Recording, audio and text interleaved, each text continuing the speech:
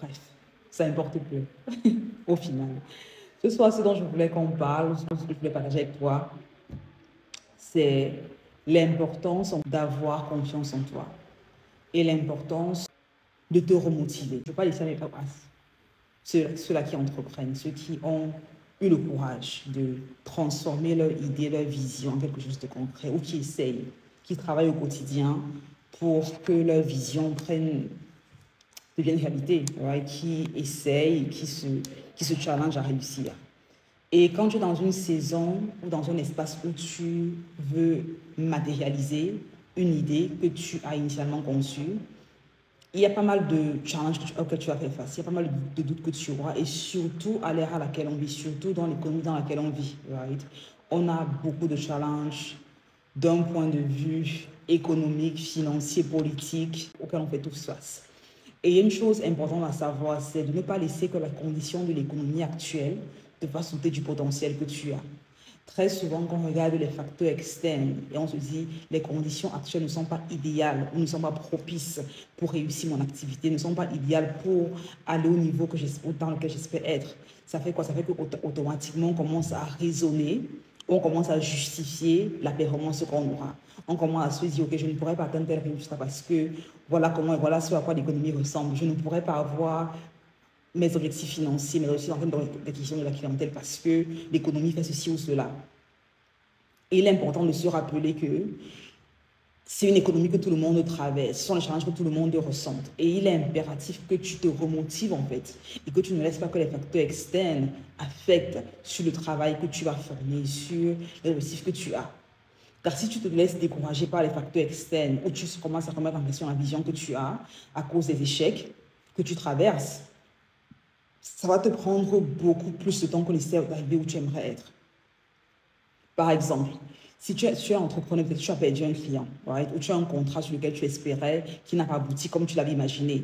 Ce que tu ne veux pas faire, c'est te dire, ah, parce que ça n'a pas abouti comme je l'avais imaginé, parce que j'ai perdu ce client, ça veut dire que je n'ai pas de réussite comme entrepreneur, ça veut dire que ma carrière entrepreneuriale s'arrête.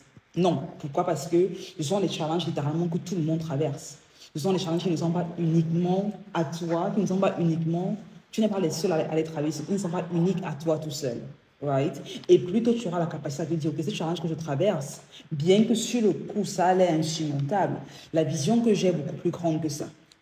La vision que j'ai est tellement grande que je ne laisserai pas que ce petit challenge, je ne laisserai pas que ce petit obstacle m'empêche d'aller vers ce que je veux créer. Alright? Je ne laisserai pas que ce petit obstacle m'empêche d'aller vers ce que je veux créer, parce que c'est un obstacle, je sais que en allant vers la vision de ce que je veux créer, les obstacles, c'est une assurance de ce que je suis sûre que je vais rencontrer des obstacles en fait. Maintenant, la question c'est comment est-ce que je fais face aux obstacles que je rencontre? Est-ce que je décide de jeter l'éponge ou est-ce que je décide de trouver des stratégies pour avancer malgré l'obstacle? Parce que si tu es quelqu'un qui a commencé à entreprendre il y a 3, 4 ans, 5 ans, une chose dont tu t'es probablement rendu compte, c'est que l'environnement est totalement différent. Et je le dis parce que je coach les entrepreneurs au quotidien, j'accompagne les entrepreneurs, je travaille avec les entrepreneurs littéralement tous les jours. C'est ce que je fais au quotidien de mes journées. Que ce soit à travers l'agence digitale, que ce soit avec le coaching, que ce soit avec l'éducation, la compagnie d'éducation que j'ai, j'accompagne les entrepreneurs au quotidien. Et une chose qui est constante et qui revient encore et encore et encore, c'est le fait que pour avoir les mêmes types de résultats que tu avais il y a 2, 3, 4 ans, tu dois travailler beaucoup plus dur, tu dois faire beaucoup plus d'efforts. Tu dois faire beaucoup plus d'efforts. Et très souvent, quand on regarde les gens en ligne, on regarde les statuts que les gens postent, on se dit, waouh, mais pour elle, ça allait tellement facile. Ou pour lui, ça allait tellement facile. Comment est-ce qu'il réussit? Comment est-ce que c'est aussi facile pour lui d'y arriver, alors que moi, j'ai du mal. On a le sentiment qu'on a un problème, que c'est nous le problème, en fait. Alors qu'en fait, pas du tout. Alors qu'en fait, pas du tout. Les challenges que tu ressens, tout le monde ressent les mêmes challenges. Ils ne sont pas uniques à toi. Et donc, ce que tu dois faire, c'est en face du challenge, tu te dis, tu sais quoi, je vais redoubler d'efforts. Par exemple, il y a quelques années de ça, quand je travaillais avec l'agence de marketing, avec l'agence de marketing que j'ai, on avait des stratégies d'acquisition de la clientèle où on savait on fait X, Y, Z et on a des clients qu'on convertissait assez facilement. Right? Aujourd'hui, c'est totalement différent. Aujourd'hui, ce n'est plus. Aujourd'hui, on a dû mettre en place une nouvelle stratégie afin de garder le même volume de conversion. On a dû être beaucoup plus agressif. right? On a dû redoubler d'efforts pour garder le même niveau de conversion qu'on avait il y a quelques années de ça. Pourquoi? Parce que, indépendamment de l'industrie dans laquelle tu es, deux choses se produisent. Premièrement, tu as la compétition qui est plus féroce. Ok. Indépendamment que tu sois un coach, un consultant, un freelance, que tu vends des produits physiques, la compétition est beaucoup plus féroce qu'elle ne l'était il y a 2, 3, 4 ans, 5 ans. Ça, c'est le premier facteur. Le second facteur, c'est que ton audience cible, indépendamment de ce que tu vends, si tu vends en ligne, ton audience cible est plus, en anglais on dit discerning, elle est plus méticuleuse. Elle est plus méticuleuse de la façon à laquelle elle dépense son argent. Et ça veut donc dire quoi? Ça veut dire que toi, en tant qu'entrepreneur, tu dois utiliser différentes stratégies pour les amener à comprendre que tu es la meilleure option. Que tu es l'option qui leur faut, en fait. C'est que tu as fait preuve de plus de créativité, de plus de persistance, de plus d'abnégation, de plus de résilience. C'est littéralement ce qui est requis. C'est littéralement ce qui est requis, right? Et c'est ça le game, en fait. Ça, tu dois littéralement te rendre compte que réussir dans l'entrepreneuriat requiert que tu puisses surmonter ce genre de challenge. Que tu puisses te réinventer. Que tu puisses te réinventer. Parce que la seule constance, c'est le changement. Si tu as une stratégie qui a marché pendant les 5 dernières années et que là, ça a arrêté de marcher, demande-toi, d'accord, la stratégie a arrêté de marcher, mais qu'est-ce que je peux faire de différent? Qu'est-ce que je peux faire afin de garder le même niveau de revenu? Est-ce que je dois changer de plateforme? Est-ce que je dois augmenter la fréquence à laquelle je publie du contenu? Est-ce que je dois introduire une nouvelle offre? Est-ce que je dois changer ma stratégie en termes de mon messaging en façon à laquelle je communique sur ce que j'ai à vendre? Quelle action est-ce que je peux prendre concrètement pour drainer de la visibilité, de l'intérêt vers ce que j'ai à commercialiser? Right? Quelle action est-ce que je peux prendre pour traîner? Parce que la chose qui est certaine, même dans des saisons de retraction économique, la chose qui est certaine, c'est que les gens continuent à acheter. Right? Même j'ai parlé avec que les clients sont plus méticuleux de la façon à laquelle ils gèrent leur argent. Mais ça ne veut pas dire qu'ils sont arrêtés d'acheter, en fait. Pas du tout. Ça ne veut pas dire qu'ils n'achètent plus. Ils achètent toujours autant, mais c'est ceux qui sont beaucoup plus méticuleux. Ça veut dire quoi? Ça veut dire ils font plus attention à qui ils font confiance. Ils feront confiance à des personnes qui ont montré par leurs résultats, qui ont montré par leur persistance, qui ont montré par leur constance, qui sont les entrepreneurs, qui sont là pour rester. Right? Donc, si ta stratégie présentement n'est pas vraiment au taquet, il faut que tu l'améliores. Et je parlais initialement de l'importance non seulement de se remotiver, de pivoter si besoin est, mais aussi l'importance de se rappeler qui tu es. Parce que très souvent, lorsqu'on entreprend et qu'on a des challenges qu'on rencontre, on a tendance à oublier qui on est. On a tendance à oublier la vision qu'on avait initialement. On a tendance à oublier la raison pour laquelle on a commencé. Parce qu'on a des échecs qu'on essuie, on a des pertes auxquelles on fait face. Et donc, il y en a qui se disent, tu sais quoi, vraiment, là, j'en peux plus, j'ai eu une perte beaucoup trop importante, je jette l'éponge. Ce qui est une erreur. Ce qui est une grave erreur, en fait. Right? Te rappeler qui tu es, c'est te rappeler pourquoi j'avais cette vision à la base. Qu'est-ce qui m'a poussé à vouloir me lancer? Qu'est-ce qui m'a poussé à vouloir créer cette offre, à vouloir lancer ce produit? Quel a été mon pourquoi? Parce que quand tu es ancré dans ton pourquoi, même quand tu es en face d'un échec, tu vas prendre quelque chose pour te relever, pour, voilà, et t'essuyer les manches, mais tu vas revenir en force. Tu ne te diras pas, oui, je suis en face d'un échec, ça veut dire que c'est la fin pour moi, je ne peux rien créer, ainsi de suite. Non, tu vas te dire, ok, je suis en face d'un échec, d'un obstacle, mais guess what? Right? Imagine quoi, je vais me réinventer. Je vais revenir meilleur. Je vais trouver une autre stratégie. Parce que tu sais pourquoi tu as commencé. Tu sais la raison qui t'anime. Right? Et c'est souvent dans des saisons où tu as le sentiment que rien n'avance, tu es presque défaitiste, qu'il est important de te rappeler au quotidien de ton pourquoi. Qu'est-ce que je veux accomplir? Pour qui est-ce que je veux l'accomplir? C'est quoi la vision? Et je dis très souvent que quand la vision est claire, le prix à payer devient facile. Très souvent, on a du mal à payer le prix qui est requis pour réussir parce que la vision qu'on ait n'est pas claire. Ou on oublie la vision qu'on avait initialement. On oublie parce qu'on a des challenges du quotidien, on a des impératifs auxquels on doit faire face, on a mille et une choses à gérer. Et des fois, on oublie un peu ses rêves, on oublie un peu la raison pour laquelle on a commencé. Right. On se dit, est-ce que je vais vraiment y arriver? Est-ce que c'est vraiment réaliste? Est-ce que ce n'est pas juste de l'utopie?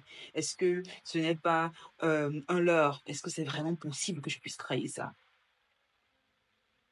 Et surtout qu'on n'a pas la validation externe qu'on aimerait avoir. Right? On n'a pas le soutien de X et Z, on n'a pas le soutien du partenaire, on n'a pas le soutien de la famille, on n'a pas le soutien des amis. On se dit, OK, vu que on n'a pas les likes qu'on aimerait avoir sur les réseaux, qu'on poste le contenu, on n'a pas les abonnés qu'on aimerait avoir. Et du coup, on se remet en question, je dis, est-ce que j'ai vraiment ce qui est requis pour y arriver? Est-ce que j'ai vraiment l'étoffe dans l'entrepreneuriat succès? Est-ce que je peux vraiment le faire? Et c'est dans ces saisons-là que tu dois te rappeler ton pourquoi, te rappeler que la validation que tu recherches à l'extérieur, en fait, elle est interne. La validation que tu recherches auprès de ceux qui t'entourent, et tu dois te la donner, en fait. Right? Il n'y a personne qui va te valider comme toi, tu vas te valider. Et très souvent, la validation que tu recherches à l'externe, en fait, le fait de te rappeler que la raison pour laquelle tu as une vision, ou la raison pour laquelle tu avais ce désir de créer, d'entreprendre, est d'une ressource divine, en fait. Right. Je pense que les projets entrepreneuriaux qu'on a, les idées de business qu'on a, ne sont pas les nôtres. Elles sont de notre divin. Et donc, très souvent, quand on a une inspiration divine, on a une passion qu'on ressent, on a une envie de créer qu'on ressent en nous, qui est divine. Parce que je pense que créer, quand on parle de créateur, je suis quelqu'un de religieux. Pour moi, quand tu crées, ça veut dire que tu es inspiré divinement. Parce que on a été créé initialement par Dieu. Et donc, quand tu crées, ça veut dire que c'est une inspiration divine à la base. Et donc, quand tu recherches la validation externe pour confirmer que l'inspiration divine que tu as est tienne, il y a problème quelque part. Right. La seule validation que tu dois rechercher, c'est une validation externe, te rappeler et te demander quelle est la raison pour laquelle je veux créer, en fait. Est-ce que la raison pour laquelle je veux créer vient d'une motivation qui est égocentrique, qui est égoïste et qui n'apporte pas de valeur à la personne qui est en face? Ou est-ce que c'est une motivation qui est saine? Right. Parce que quand tu sais pourquoi tu as commencé, quand tu sais quel est ton pourquoi et la raison pour laquelle tu as décidé d'embarquer dans ton processus entrepreneurial, tu n'as pas besoin qu'on te valide, tu n'as pas besoin que ton entourage te comprenne. Tu n'as pas besoin que ton entourage te soutienne. Tu n'as pas besoin d'avoir des likes et des abonnés pour continuer à avancer. Parce que c'est la raison pour laquelle tu as commencé. Et très souvent, ce qui se passe, c'est qu'on a on est très impatient. Right? Quand on commence à créer, quand on lance une affaire, on est extrêmement impatient de voir les résultats. Et très souvent, l'impatience qu'on a de voir les résultats n'est pas tellement parce qu'on a besoin des résultats. C'est parce qu'on veut prouver à ceux qui nous entourent que on est sur la bonne voie. On se dit, OK, si j'ai lancé ma chaîne YouTube, si j'ai lancé mon compte de TikTok, si j'atteins tel nombre d'abonnés, ce sera la preuve que je sais ce dont je parle, ce sera la preuve que mon idée aura du succès, ce sera la preuve que je ne serai pas, les gens ne vont pas se moquer de moi. Si j'ai tel nombre de likes, les gens qui m'entourent vont voir, ils vont comprendre que tu vois, j'ai la relation externe pour prouver à nous-mêmes et à ceux qui nous entourent que l'idée qu'on a est bonne, que ce qu'on est sur le point de faire est juste. Et c'est une erreur parce que très souvent la validation externe qu'on recherche arrive beaucoup plus tard qu'on avait imaginé.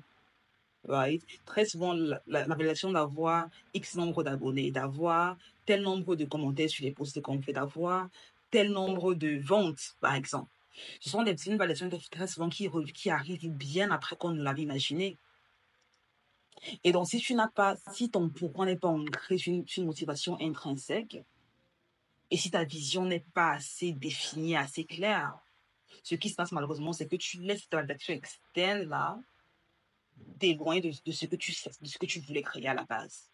Tu laisses les noms que tu vas recevoir, des clients potentiels, des partenariats potentiels que tu essayes d'avoir, te faire remettre en question la vision interne que tu avais initialement. Right? Et donc, une chose que j'ai appris au fur et à mesure que j'entreprends, c'est de me raccrocher à la raison pour laquelle j'ai commencé. Right? Et de me raccrocher et de me rendre compte que juste parce que ça prend plus de temps que prévu n'est pas un signe qu'il y a un problème dans ce qui se passe en fait. Right? Et c'est un truc une fois que j'ai compris ça, tout était beaucoup plus simple en fait. Ce n'est pas un marathon. Ce n'est pas un marathon dans lequel tu vas te dire, OK, je dois absolument avoir tel truc à tel niveau. Non. Est-ce qu'avoir des objectifs, c'est important? Oui. Mais ne pas laisser que les résultats que tu vois sur le court terme influencent les actions que tu prends. Il y a un bouquin que j'ai lu sur le sujet il y a probablement 2 ans de ça qui s'appelle The Tipping Point. Je sais pas si c'est Malcolm Gladwell qui a écrit The Tipping Point. Le concept du livre, en fait, je pense qu'il y a une version en français également. The Tipping Point, on va tu es l'auteur. Je pense que c'est Malcolm. Donc, je me trompe. Ouais, c'est Malcolm Gladwell, d'accord. Donc, dans le Tipping Point, Malcolm parle de ce concept, right?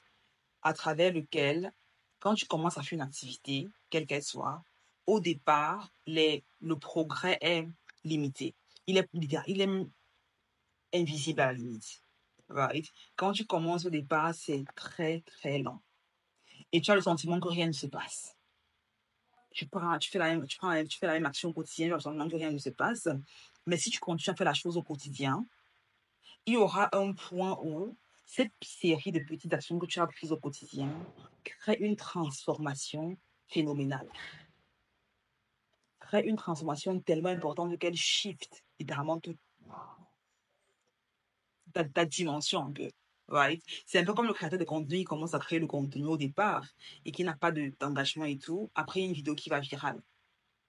Et cette vidéo-là qui part virale lui ramène non seulement des abonnés, des likes, des partenariats, et ainsi de suite. Mais il faut se rendre compte que, il faut se dire, oui, mais cet entrepreneur a commencé, et il ou elle a été chanceuse. Right? Wow, il ou elle a été chanceuse, c'est pour ça qu'il a tant de succès. Alors, quand tu as la chance, très souvent que d'autres personnes voient, et ce qu'on qualifie comme étant la chance, c'est en fait les efforts cumulés sur des années et des années et des années et des années, en fait. C'est la résultante des efforts cumulés sur du très long terme que d'autres définissent comme étant de la chance. Mais c'est pour ça que c'est important quand tu lances ton projet de te rappeler quelle est la vision que j'ai en fait et de t'ancrer en ça et pas à validation externe. Pas à validation externe. Et te rappeler également que l'abondance que tu recherches, l'abondance que tu vois d'autres personnes avoir, elle est de ton droit également. Elle est accessible à toi également. L'abondance, la création de la richesse répond en fait à un ensemble de règles, de facteurs, de principes. La création de la richesse, en fait, c'est un principe que tu dois suivre. Il y a des actions, il y a un tas de pensées. Hello guys, alors dans cette vidéo, on va parler. Pardon. Il y a justement un ensemble d'actions, de traits de caractère, de croyances que tu dois avoir. Et si je prends un ensemble d'actions quotidiennes, réussir devient littéralement une évidence. Réussir devient littéralement une évidence. Très souvent, on se dit, j'ai atteint tel résultat et je suis stuck. Je suis stagnant. Right? J'ai atteint mes premiers X montants en ligne et je suis pas mal au niveau supérieur.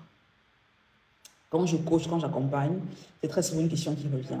J'ai atteint tel niveau de revenu, comment au niveau supérieur? Et très souvent, c'est de se rappeler ici que les actions que tu as prises pour arriver à un niveau X de revenu, si tu augmentes la fréquence des actions que tu as prises pour arriver au niveau X de revenu, tu arrives au niveau 2X. Par exemple, si tu atteins 5 000 euros de revenus et que tu vas aller de 5 000 euros à 10 000 euros à 20 000 euros, au lieu de vouloir réinventer la roue, tu peux littéralement te dire quelles sont les actions que j'ai prises pour atteindre tel niveau de revenu et comment est-ce que je redouble d'efforts pour atteindre le niveau de revenu supérieur en augmentant la fréquence avec laquelle je prends ces actions. Par exemple, si poster une pièce de contenu par jour en ligne t'a généré un revenu de tel montant et que tu veux doubler ton revenu, tu peux te dire comment est-ce que je peux aller d'une pièce de contenu par jour à 2 pièces de contenu par jour. Comment est-ce que je fais pour aller de poster par exemple sur une plateforme à poster sur 3 plateformes ou sur 2 plateformes par exemple. Right? Donc, et très souvent la créativité que tu recherches Tu deviens très créatif lorsque tu es ancré dans la raison pour laquelle tu as commencé. Quand tu es ancré sur la raison pour laquelle tu as commencé, la raison pour laquelle tu veux servir, la raison pour laquelle tu t'es lancé au départ, quand tu es ancré en ça, la créativité coule de source. Parce que ta motivation, elle est pure. Right? La motivation derrière ce que tu veux accomplir, elle est pure. Donc forcément, tu es créatif et tu es motivé à passer à l'action. La motivation, elle est intrinsèque. Right? Donc, l'abondance que tu vois autour de toi, elle est tienne. Elle est accessible si tu t'en donnes les moyens, en fait. Si tu arrêtes de te remettre en question. Si tu arrêtes de procrastiner et d'avoir le sentiment que ce que tu as créé n'est pas assez bien. Right? Très souvent, on a le sentiment qu'il faut qu'on crée quelque chose d'absolument hors du commun pour avoir le résultat qu'on désire avoir, alors que pas du tout. Tu peux commencer avec quelque chose de très basique que tu propulses au niveau supérieur si tu as les bonnes stratégies, tu as le bon mindset en fait. C'est ça le plus important. C'est ça le plus important. Et peu importe ce que tu crées, tu peux toujours l'améliorer après. Et j'ai vu récemment dans lequel tu parlais du fait que ton premier produit ne sera pas ton dernier produit. Ce que tu décides de vendre en premier ne sera pas la dernière chose que tu décides de vendre. Il y aura des choses que tu vas créer derrière. Donc ne laisse pas ce désir de la perfection t'empêcher d'avancer, de créer. Right? Reste ancré sur la raison pour laquelle tu t'es lancé. Reste ancré sur la motivation derrière ton désir de créer initialement. Pour qui est-ce que tu le fais? Pourquoi est-ce que tu le fais? Reste ancré dans ton plan. Reste ancré dans ton plan initial.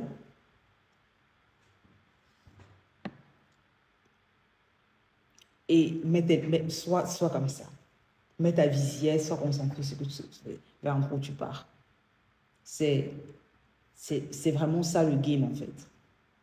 C'est ça le game. Ok. Et oui, et je voulais parler de ce message maintenant parce que nous sommes littéralement à la moitié de l'année. On a littéralement passé les 6 premiers mois de l'année. Et donc, c'est le moment de faire une pause, de faire un bilan et de se dire, d'accord, voilà ce que je voulais créer initialement quand on a commencé. Voilà la vision que j'avais. Où est-ce que j'en suis? Est-ce que je suis en train de me rapprocher de ce que je voulais créer? Est-ce que j'ai atteint mes objectifs ou je ne les ai pas atteints? Si je ne les ai pas atteints, qu'est-ce que je dois faire? On a encore 50% du temps qui nous reste. Right? Qu'est-ce que je dois faire maintenant pour ajuster le tir? Où est-ce que je dois redoubler d'efforts? Où est-ce que je dois... Qu'est-ce que je dois faire concrètement maintenant pour être sûr que à la fin de l'année, la vision que j'avais soit exécutée? Right? Ok, j'ai fait face à des échecs, à des pertes, d'accord. Mais comment est-ce que je vais revoir ces échecs ou ces pertes-là comme étant des motivateurs, pas comme étant des raisons d'abandonner, pas comme étant des raisons de justifier le manque de performance, mais littéralement des raisons de redoubler d'efforts et d'aller encore plus hardcore. Right? Parce qu'on fait tout ça face à des échecs et à des pertes, je le dis toujours. Right? On a tous des pertes, on a tous des échecs, on a tous des peines en fait. Okay? Chaque être humain, ça fait partie de la notion d'être humain. Et donc, à chaque fois que tu as une excuse derrière laquelle tu n'as pas accompli ce que tu avais essayé d'accomplir, sache que d'un compte, l'excuse que tu as est valide, elle est valable. Right? C'est vrai que tu as X, tu as Y comme challenge, mais est-ce que tu veux que ce soit ton histoire? Est-ce que tu veux que la raison pour laquelle tu n'as pas accompli ce que tu voulais accomplir initialement, c'est parce que c'est l'excuse? Est-ce que c'est une excuse qui est assez forte pour justifier le fait que tu abandonnes tes projets, que tu abandonnes la vision que tu avais de ce que tu voulais créer? Je ne pense pas. Je ne pense pas. Right? Parce que, indépendamment de ce que tu traverses, tu peux voir ce que tu traverses comme étant la raison pour laquelle tu dois te retrousser les manches et travailler plus dur et te regalvaniser, ou comme la raison pour laquelle tu vas jeter l'éponge. Dans les deux cas de figure, dis-toi bien que ça ne sera jamais aussi facile que ça ne l'est maintenant. Il n'y a pas... Le fait de procrastiner et de repousser le passage à l'action ne rend pas les choses plus faciles. Bien au contraire. Ça rend les choses plus difficiles. Parce qu'il y a de nouvelles variables qui s'introduisent sur le marché. Il y a de nouveaux challenges que tu vas rencontrer. Il y a également la perte de confiance en toi que tu auras. Parce qu'à chaque fois que tu te dis que je vais le faire et que tu ne le fais pas, tu es en train d'éroder la confiance que tu as en toi. Tu es en train, c'est comme je dis souvent, c'est comme un ami qui te dit qu'on se voit demain ou on se voit samedi. Le samedi, il t'appelle et te dit que je ne réussis pas à venir parce que j'ai un impératif. Il te dit qu'on se voit le mercredi prochain. Le mercredi, à l'heure du rendez-vous, il te dit que je ne réussis pas à venir parce que j'ai un autre impératif. Voyons-nous plutôt le dimanche d'après. Le dimanche, je te dis, écoute, j'ai tel problème qui s'est passé. À un moment donné, tu vas te dire, écoute, là c'est bon, laissons tomber parce que tu seras saoulé en fait. Right? Et à chaque fois que tu te fais une promesse de faire quelque chose, et tu dis que je vais faire ça, je vais créer ci, je vais créer cela, et que tu n'accomplis pas la promesse que tu t'es faite à toi-même, tu es en train d'éroder la confiance que tu as en toi. Tu es en train d'éroder la confiance que tu as avec ta propre personne. Car la prochaine fois que tu vas te dire, ok, je vais faire ça, ton cerveau va te dire, mais écoute, je sais que c'est du n'importe quoi. De toute façon, tu m'as dit ça, tu m'as dit que tu devais faire des choses que tu n'as pas fait. Tu m'as dit que tu devais faire des choses que tu n'as pas fait. Qu'est-ce qui fait? En quoi ce sera différent cette fois-ci? Donc, tu érodes littéralement la confiance que tu as en toi à chaque fois que tu ne passes pas l'action quand tu avais promis de passer à l'action. Donc, on est littéralement à la moitié du chemin parcouru pour 2025. Et c'est le moment de se régalvaniser. C'est le moment de se remettre en jeu. Okay? C'est le moment de se dire, ok, on va all in, comme j'aime bien le dire. On va all in, on donne tout ce qu'on a. On fait preuve de plus de discipline, de plus de focus, de plus de confiance en soi, de plus de résilience. On se rappelle de la raison pour laquelle on a commencé. Si nécessaire, on revient sur sa vision. On redéfinit son pourquoi. Et se demander quelles sont les actions que je peux prendre aujourd'hui pour avancer vers la vision que j'ai de ce que je veux créer. Right? Pas, ok, je dois par exemple, bref, quelle action que peu importe l'objectif que tu as, quelles sont les 3 actions que je peux prendre aujourd'hui qui vont me rapprocher de la vision que j'ai. Ou si 3 actions, c'est beaucoup pour toi, quelle est l'action que je peux prendre aujourd'hui, quelle est la chose que je peux faire aujourd'hui qui va me rapprocher de façon irréfutable de la vision que j'ai de ce que je veux créer. Et si on le fait encore et encore et encore, atteindre la vision devient littéralement une évidence. Ça devient littéralement une évidence. Alright, guys. Et s'il y a des questions, laissez-les en commentaire.